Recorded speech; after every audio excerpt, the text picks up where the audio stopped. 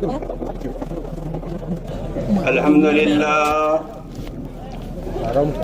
لله نحمده ونستعينه ونستغفره ونؤمن به ونتوكل عليه ونعوذ بالله من شرور أنفسنا ومن سيئات أعمالنا من يهده الله فلا مضل له ومن يضلله فلا هادي له ونشهد أن لا إله إلا الله وحده لا شريك له ونشهد أن سيدنا ومولانا محمدا عبده ورسوله أما بعد فأعوذ بالله من الشيطان الرجيم بسم الله الرحمن الرحيم إن الذين قالوا ربنا الله ثم استقاموا تتنزل عليهم الملائكة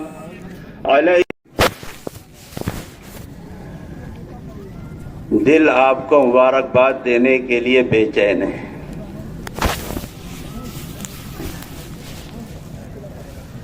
کس بات کی مبارکباد؟ وہ علاقہ جو کسی زمانے میں غیر آباد تھا، پھر اللہ نے دعوت کی محنت کی برکت سے اس کو آباد کیا. امراتی کا بورڈ لگے ہوئے نا. لیکن پھر چند سال ایسے گزرے جس کے اندر یہ جو آبادی اس وقت ہمیں نظر آ رہی ہے یہ موقوف ہو چکی تھی.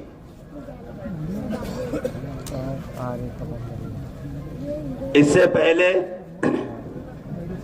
تقریباً 18 یا 19 میں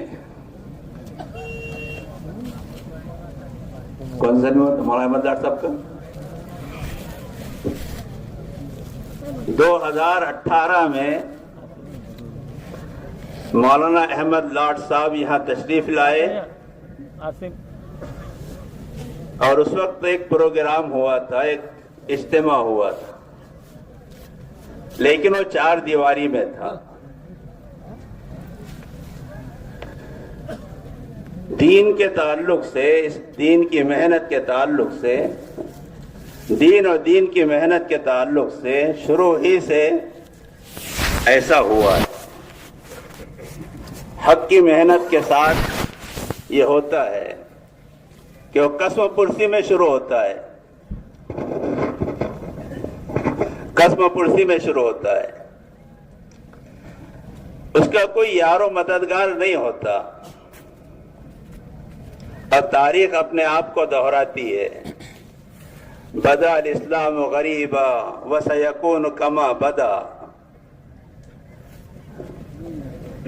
کہ اسلام شروع میں تو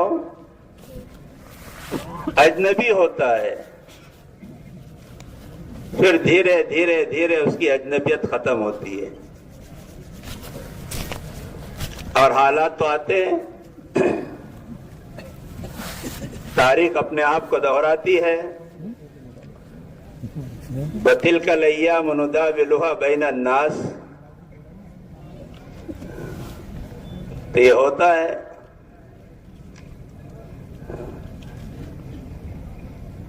جس بستی میں، جس جگہ ہم بیٹھے ہوئے ہیں،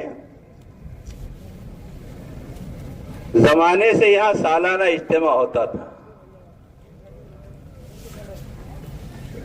لیکن کچھ حالات ایسے آئے کہ یہ نہیں ہو سکا. اور حالات جو آتے ہیں وہ دوسروں کے طرف سے تو آتے ہی ہیں، لیکن اپنے والوں کے طرف سے بھی آتے ہیں.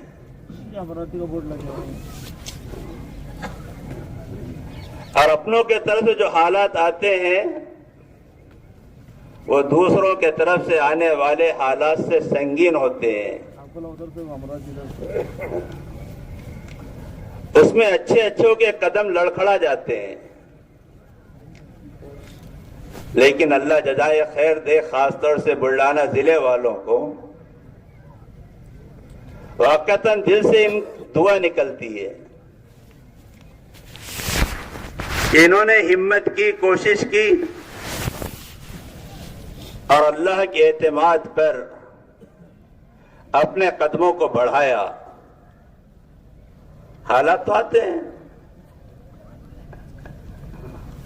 لیکن مومن حالات سے متاثر نہیں ہوتا. جس کا اعتماد اللہ کی ذات پر ہو، اللہ کے خزانوں پر ہو، اور جس کے دل میں اللہ اس کے رسول کی محبت ہو،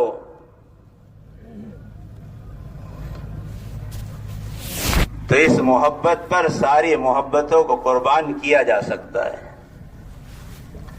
اللہ اس کے رسول کی محبت پر ساری محبتوں کو قربان کیا جا سکتا ہے، اور اس کی ہمیں تعلیم دی ہے. اس کا ہمیں حکم ہے کہ اللہ اس کے رسول کی محبت کے لیے تم ساری محبتوں کو قربان کر دو. ایک کام شروع ہوا. آپ کہیں گے کون سے کام کی بات کر رہے مولانا؟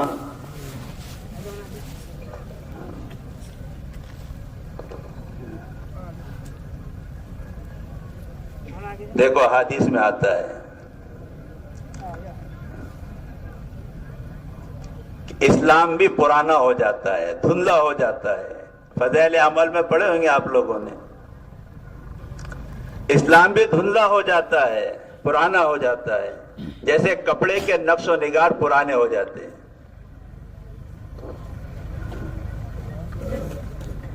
تو اسی دعوت کا کام چلا 1926 سے،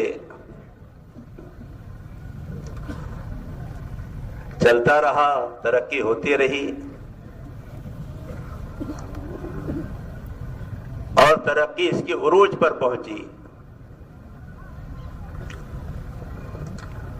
تو پھر اس کو گھن لگنا شروع ہوا، پھر اس میں دھندلاپن آنا شروع ہوا. اور یہ گھن کا لگنا، دھندلاپن آنا دوسروں کے طرف سے نہیں، گھر کو آگ لگ گئی گھر کے چراغ سے.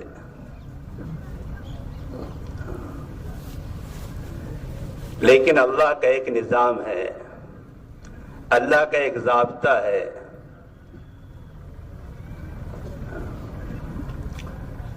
کہ جس بھی دور میں جب بھی ایسا ہوا، دین پر جو حالات آئے، مذہب اسلام پر جو حالات آئے، تو ایسا نہیں ہوا کہ ان حالات کی نظر وہ ہو گیا ہو. اللہ تبارک و تعالیٰ کا ایک نظام ہے، اللہ اپنے اس نظام کو چلاتے ہیں. اور اللہ ایسے بندوں کو کھڑا کرتے ہیں جو دھندلے پن کو دور کرنے کی فکر میں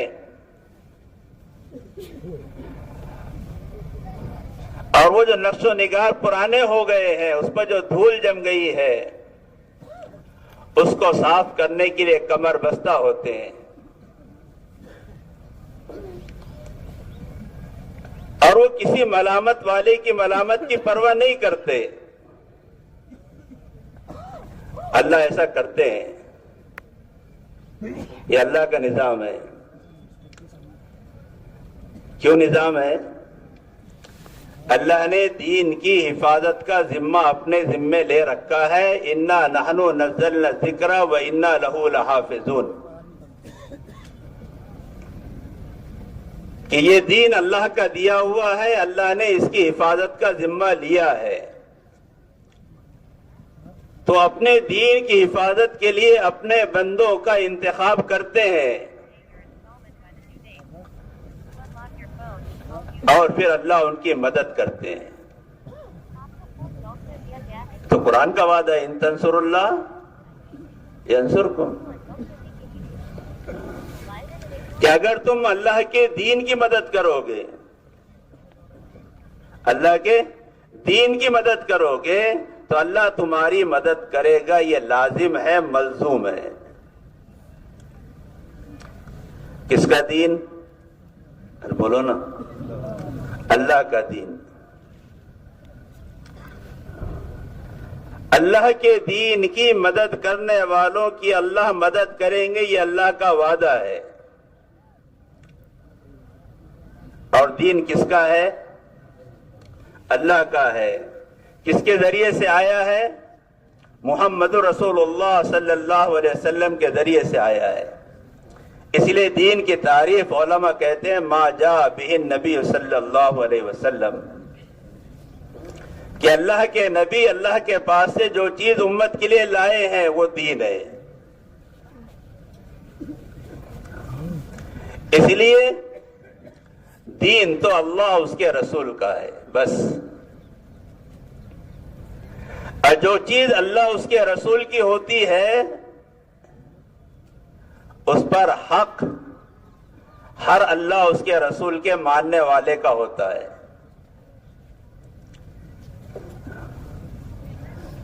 جب کوئی دنیا میں کوئی طاقت والا، حکومت والا، اکثریت والا اس دین پر اپنی ملکیت ثابت کرنا چاہتا ہے تو پھر اللہ کھڑا کر دیتے ہیں کہ نہیں، یہ دین کسی کے باپ کا نہیں ہے، یہ دین تو اللہ کا ہے، اس پر کسی کی اجارہ داری نہیں چلے گی، یہ تو اللہ کا دین ہے اور اس دین کے بارے میں کسی کی ملکیت نہیں کہ اب دین کا میں مالک بن گیا، میں جسے چاہوں گا دوں گا، جسے چاہوں گا نہیں دوں گا۔ ایک آدمی 70 سال کفر و شرک میں اپنی زندگی گزار دے اور اتنے سالوں کے بعد وہ یہ کہے کہ میں دین اسلام کو اختیار کرنا چاہتا ہوں، تو سارے دنیا کے مسلمانوں کی طاقت نہیں ہے کہ اس کو روک دے کہ نہیں، اتنے سال تیرے کفر و شرک میں گزرے، اب تجھے اس کا اختیار نہیں ہے کہ اس کا حق کسی کو؟ کیوں؟ دین اللہ اس کے رسول کا ہے، وہ جس کو چاہے دے۔ تو دین اللہ اس کے رسول کا ہے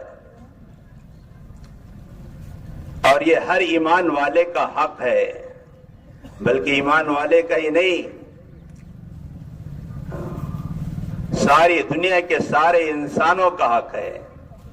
جو اس کو لینا چاہے کوئی اس کو روک نہیں سکتا، اگر روکا تو اس سے بڑا ظالم دنیا میں کوئی نہیں ہو سکتا۔ تو دین کی حفاظت کا ذمہ اللہ نے لیا۔ تو ایسی محنت چل رہی تھی دین کی، اور یہ دین کی محنت اللہ والوں کی قربانیوں سے، ان کے اخلاص والے جذبے سے،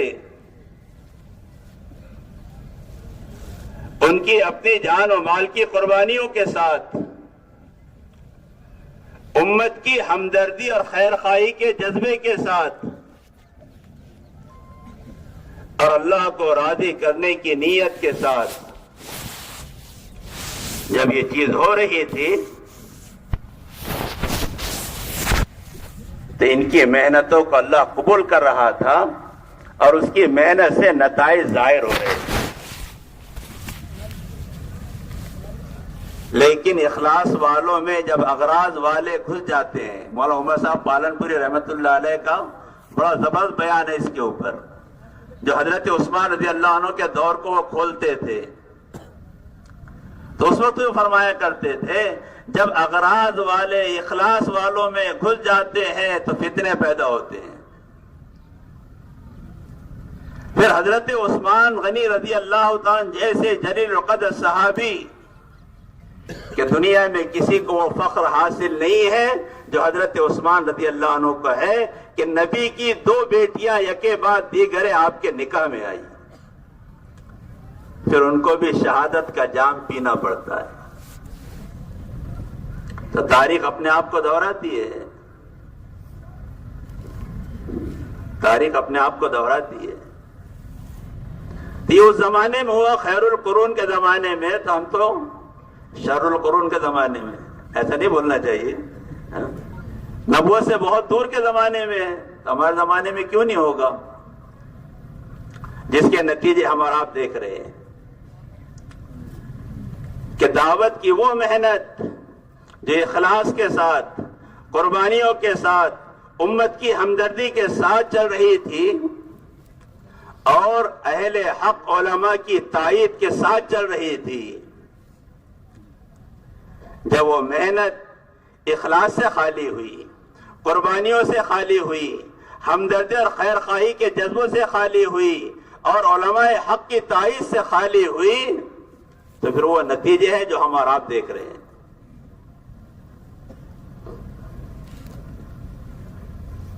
اللہ جزائے خیر دے ہمارے بڑوں کو، جنہوں نے کسی چیز کی پرواہ نہیں کی، جن کی زندگیاں دعوت میں کھپی، جنہوں نے اپنا رات دن کا اوڑھنا بچھونا دعوت کے کام کو بنایا، جنہوں نے اپنا سب کچھ لٹایا دعوت کے کام کے لیے، جب یہ سارے حالات دیکھے تو اپنے آپ کو الگ کیا۔ حالات آئے، پریشانی آئی، لیکن ان ساری چیزوں کو برداشت کیا۔ شروع میں ایسا لگ رہا تھا کہ ارے ان کا تو اب کوئی پرسان حال ہی نہیں رہا،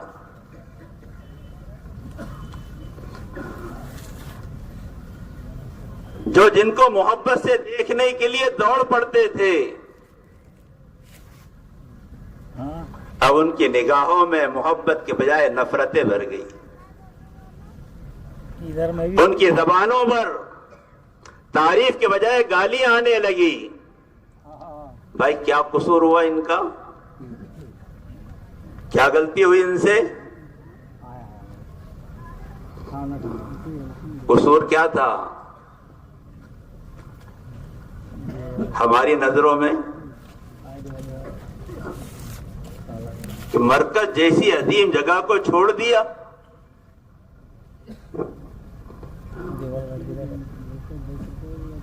یہی قصور تھا۔ سوال یہ ہے کیوں چھوڑا؟ سوال یہ ہے کیوں چھوڑا؟ آپ کو کسی حدیث میں، کسی قرآن کی کسی آیت میں یہ بات نہیں ملے گی کہ جو مرکز بنتا ہے دین کی محنت کا وہ قیامت تک کے مرکز رہے گا۔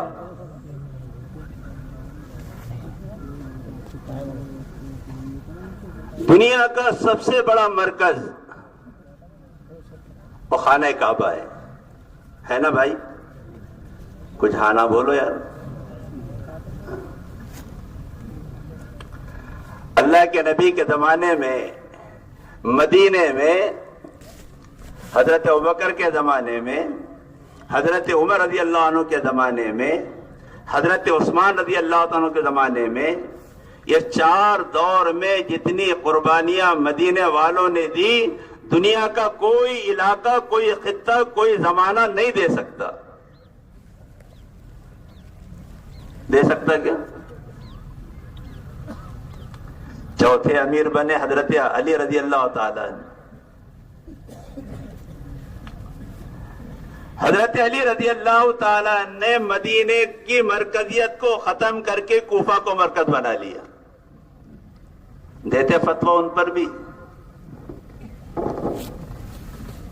میرے بول کڑو لگے تو معاف کر دینا، اس لیے کہ اس وقت جو سب سے بڑا فتنہ دنیا میں چل رہا ہے وہ اسی کا چل رہا ہے۔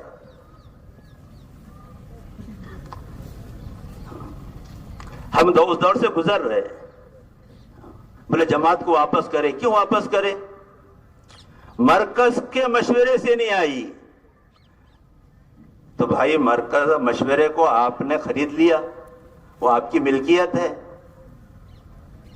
آپ مشورہ کرے تو مشورہ ہے، اور ہم مشورہ کرے تو وہ مشورہ نہیں ہے۔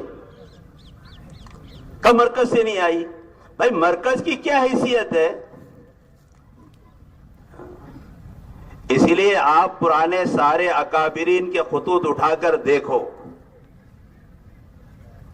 یہ ہمارے 2000 سے پہلے کے جتنے بھی خطوط ملیں گے آپ کو، کسی اکابر نے اپنے خط میں مرکز نہیں لکھا، ہمیشہ لکھا بنگلے والی مسجد حضرت نظام الدین۔ ان کی فراست کی داد دینا چاہیے۔ جتنے خطوط ہیں، جتنے ملفوظات ہیں، جتنے خطوط وہاں سے جاتے تھے، ان خطوط کے اخیر میں لکھا جاتا تھا بنگلے والی مسجد حضرت نظام الدین، بستی نظام الدین۔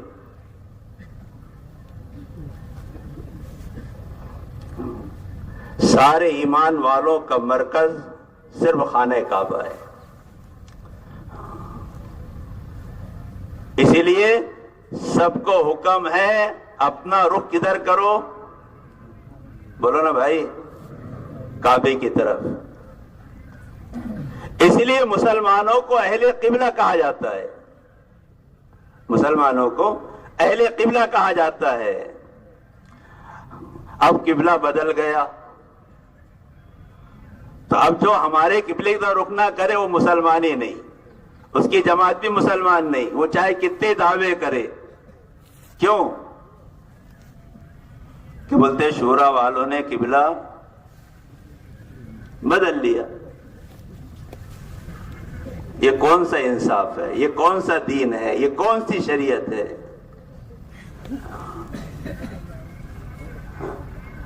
مرکز، لفظ مرکز، کوئی دنیا میں بڑے بڑے اولیاء اللہ گزرے، کسی زمانے میں اسلام کا مرکز بغداد رہا، کسی زمانے میں سمرقند رہا، بخارا رہا، دہلی رہا، پتہ نہیں کتنے بدلتے رہے۔ اور میں تو خلفائے راشدین کے دور کی بات بتا رہا ہوں، یہاں تک کہ اللہ کے نبی کا واقعہ بتاتا ہوں آپ کو۔ ابتدائی اسلام میں اللہ کے نبی مشورہ کہاں کرتے تھے؟ خانہ کعبہ میں کرتے تھے۔ لیکن جب پابندی آ گئی، یہاں نماز نہیں پڑھ سکتے، یہاں نماز پڑھنے کی اجازت نہیں ہے، نکلو یہاں سے، جاؤ۔ تو اسلام کا سب سے پہلا مرکز اگر کوئی بنا ہے تو وہ دار ارقم بنا۔ اب مشورے یہاں ہوتے تھے، ایمان والوں کی تعلیم و تربیت یہاں ہوتی تھی۔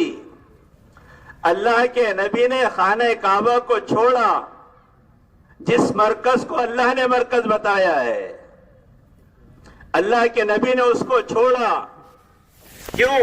کہا یہ لوگ کام نہیں کرنے دیتے صحیح طریقے پر، اس لیے اس کو چھوڑو، اور دار ارقم کو آپ نے مرکز بنایا اور وہاں سے کام چلا ہے۔ اصل میں آج کل جو جہالت ہے نا، وہ بغیر علم کی جہالت نہیں ہے۔ وہ قاری ظہیر صاحب تھے، اللہ انہیں غریق کی رحمت کرے، وہ کہتے تھے ایک جہالت ہوتی ہے نہ جاننے کی، اور ایک جہالت ہوتی ہے غلط جاننے کی۔ ایک جہالت ہوتی ہے نہ جاننے کی، اور ایک جہالت ہوتی ہے غلط جاننے کی۔ اس کی مثال دیتے تھے وہ۔ مثال کیا دیتے تھے؟ کہ ایک بکری جا رہی ہے، اس نے ایک آدمی سے پوچھا کسی نے، بھائی یہ جانتا ہے تو یہ کیا ہے؟ تو حضرت کہتے تھے ایسا اس نے 4 مرتبہ چشمہ اٹھایا دیکھا، 4 مرتبہ چشمہ اٹھایا دیکھا، اور پھر کہا ہاں ہاں میں جانتا ہوں۔ کہا کیا ہے؟ کہا یہ کتا ہے۔ کیا ہے؟ جان رہا ہے، لیکن کیسا جان رہا ہے؟ غلط جان رہا ہے۔ تو میرے ایک ساتھی نے کہا، ایک جگہ میں نے مثال دی تو بولے مصاحب کتا اور بکری کی مثال دی، آپ نے کتے اور شیر کی کیوں نہیں دے دیے؟ کہ نہیں یہ شیر تھے، یہ کتا ہے، اس کی مثال کیوں نہیں دے دی آپ نے؟ میں نے مجھے یاد نہیں آئی اس وقت، جو سنا تھا بڑوں سے وہی بول دیا۔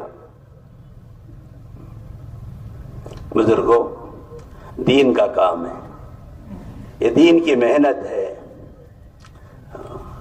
یہ دین کا کام دین کے راستے سے چلے گا، بے دینی سے نہیں چلے گا۔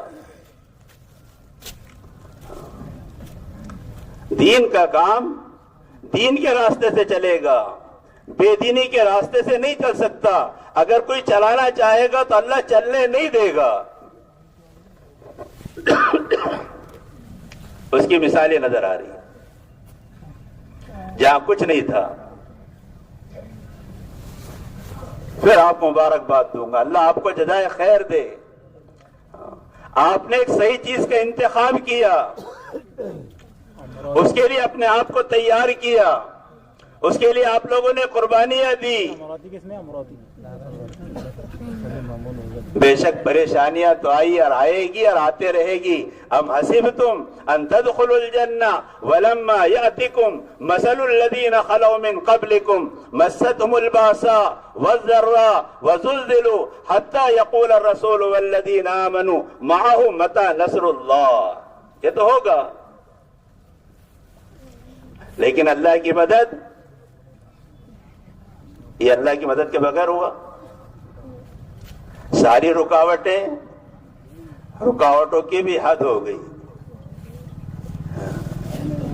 کوئی سوچ نہیں سکتا جس کے دل کے اندر ایمان کا ذرہ ہو اور وہ دین کے کام میں رکاوٹ ڈالے، یہ ہو نہیں سکتا، تاریخ میں نہیں ملتا ہے۔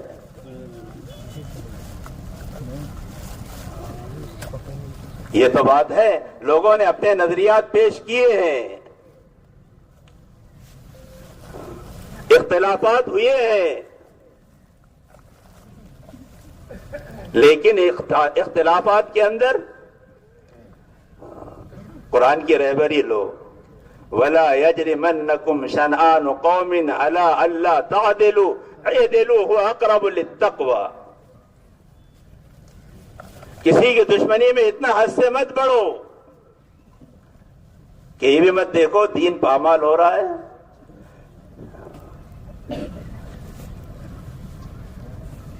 اللہ کے نبی کی سنتیں ٹوٹ رہی ہے، اللہ کے حکم ٹوٹ رہے ہیں، اس کی اجازت نہیں ہے۔ عصبیت، اللہ کے نبی نے فرمایا میں نے عصبیت، یہ جاہلیت کی رسم تھی، اس کو میں نے اپنے قدموں کے نیچے رون ڈالا۔ آج عصبیت عروج پر ہے، عصبیت عروج پر ہے۔ بہرحال دوست بزرگوں، عرض یہ کرنا ہے، کام وہی ہے جو کام حضرت مولانا الیاس صاحب رحمۃ اللہ علیہ نے، حضرت مولانا انعام الحسن صاحب رحمۃ اللہ علیہ نے، حضرت مولانا یوسف رحمۃ اللہ علیہ نے کیا تھا، اور حضرت مولانا یوسف رحمۃ اللہ علیہ یا مولانا الیاس صاحب رحمۃ اللہ علیہ فرمایا کرتے تھے، کام کی ایسی حفاظت کرو جیسی اپنی کنواری بیٹی کی حفاظت کرتے ہو۔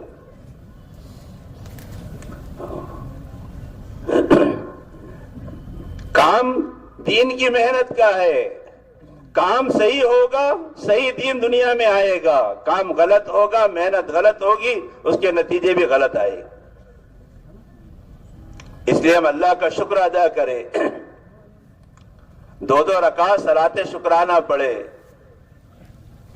کہ اے اللہ تو نے ہمیں صحیح رخ پر ڈال دیا۔ دین تو خیر خواہی کا نام ہے، دین تو محبتوں کے بانٹنے کا نام ہے۔ بزرگوں، دین کا کوئی بھی شعبہ، دین کا کوئی بھی شعبہ، چاہے مدارس کا ہو، مکاتب کا ہو، خانقاہ کا ہو، تصنیف و تالیف کا ہو، درس و تدریس کا ہو، دعوت و تبلیغ کا ہو، دنیا دین کا کوئی بھی شعبہ نفرتوں کے ساتھ نہیں چلتا۔ اگر کسی بھی شعبے میں نفرتیں ہیں تو یہ سمجھ لو یہ دین کا کام نہیں کر رہا ہے، یہ کوئی اور کام کر رہا ہے۔ اس لیے کہ آقا نامدار سرکار دو جہاں حضرت محمد مصطفیٰ صلی اللہ علیہ وسلم نے فرمایا الدین النصیحہ، دین تو خیر خواہی کا نام ہے، اور اللہ نے اپنے نبی کے بارے میں فرمایا وما ارسلناک الا رحمۃ للعالمین، ہم نے آپ کو سارے جہانوں کے لیے رحمت بنا کر بھیجا ہے۔ یہ زحمت کہاں سے آ گئی؟ یہ نفرت کہاں سے آ گئی؟ اگر نفرتوں کے ساتھ کام ہو رہا ہے تو میں تو اس کو ڈنکے کی چوٹ پہ کہتا ہوں کہ جو کام نفرتوں کی بنیاد پر ہو وہ دین کا کام ہو نہیں سکتا ہے، کوئی اور کام تو ہو سکتا ہے۔ اس لیے کہ دین کا کام تو محبتوں سے ہوتا ہے۔ اللہ کے نبی مدینہ آئے تو آپ نے کیا کام کیا؟ ایک طرف مہاجر ایک طرف انصار ہے، سب سے پہلا کام آپ نے مواقعات کا کروایا، بھائی چارے کا، کہ ایسا نہ ہو کہ مہاجر اپنے آپ کو الگ سمجھے اور انصار اپنے آپ کو الگ سمجھے۔ اگر یہ دونوں الگ ہو گئے تو کام کا ستیاراج ہو جائے گا۔ اس لیے سب سے پہلے دونوں میں بھائی چارہ کروایا۔ کام تو محبتوں سے چلتا ہے، کام تو اخوت سے چلتا ہے، کام تو ہمدردی سے چلتا ہے، اور ہمیں دعوت کی محنت میں یہ تعلیم دی کوئی کتنا ہی گناہگار ہو، پاپی ہو، تم دیکھ رہے ہو یہ گناہ کبیرہ میں ملوث ہے، 24 گھنٹے گناہوں میں پڑا ہوا ہے، حکم ہے اس سے نفرت مت کرو، اس کو سینے سے لگاؤ۔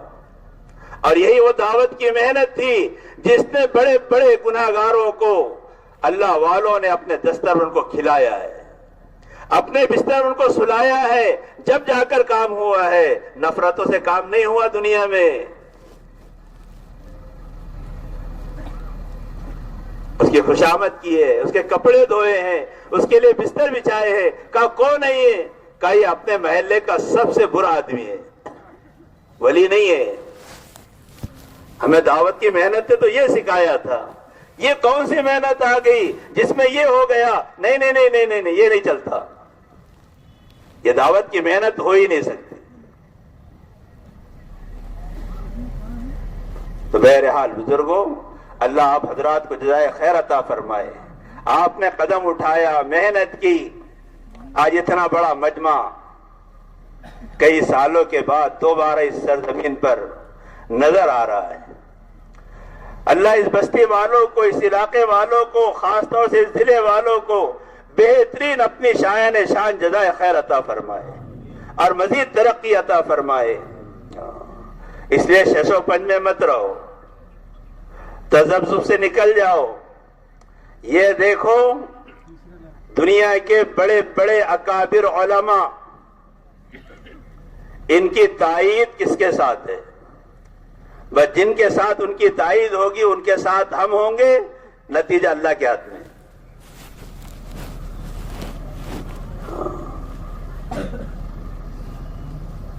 علماء حق، بڑے بڑے علماء، چاہے وہ تصوف کی لائن کے ہو، چاہے مدارس کی لائن کے ہو، چاہے کتابت کے لائن کے ہو، جتنے بھی ہیں ان کی تائید کس کے ساتھ ہے؟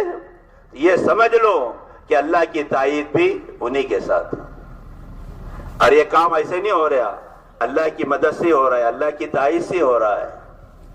ایک زمانہ آیا تھا مدینے پر، ان الناس قد جمعوا لكم فاخشوهم، شور افواج علی، ارے سارا دنیا، سارا ملک، سارے علاقے مدینے والوں تمہارے خلاف جمع ہو گئے، ڈرو ڈرو ڈرو، بھاگو۔ کیا کیا؟ ان الناس قد جمعوا لكم فاخشوهم فزادتهم ایمانا، تو ان کی ایمان میں اضافہ ہو گیا۔ اور انہوں نے کیا کہا؟ ٹھیک ہے بھائی ہم چھوڑ کے چلے جاتے ہیں۔ ان کے جملے تھے وقالوا حسبنا اللہ ونعم الوکیل، اللہ ہمارے لیے کافی ہے، وہ بہترین کارساز ہے، سب اس کو معلوم ہے کیا کرنا کیسا کرنا۔ ہم تو اس کے بھروسے پہ قدم اٹھائے۔ اس لیے بزرگوں، اپنے آپ کو شش و پنج میں مت ڈالو۔ بس یہ ہے کہ جس طرح اللہ والوں کی تائید ہے، بزرگوں کی تائید ہے، اس کے ساتھ اپنے آپ کو جوڑ دو۔ اللہ مجھے آپ کو عمل کی توفیق عطا فرمائے. نکاح بھی ہے, خطبہ بھی پڑھنا ہے, ایجاب و قبول بھی کرانا ہے نا, اس لیے ختم کر دیتا. کہاں ہے بھائی, کون کون تیار ہے نکاح کے لیے؟ سبھی تیار ہوں گے. چلو آ جاؤ, نوشا آ جائے.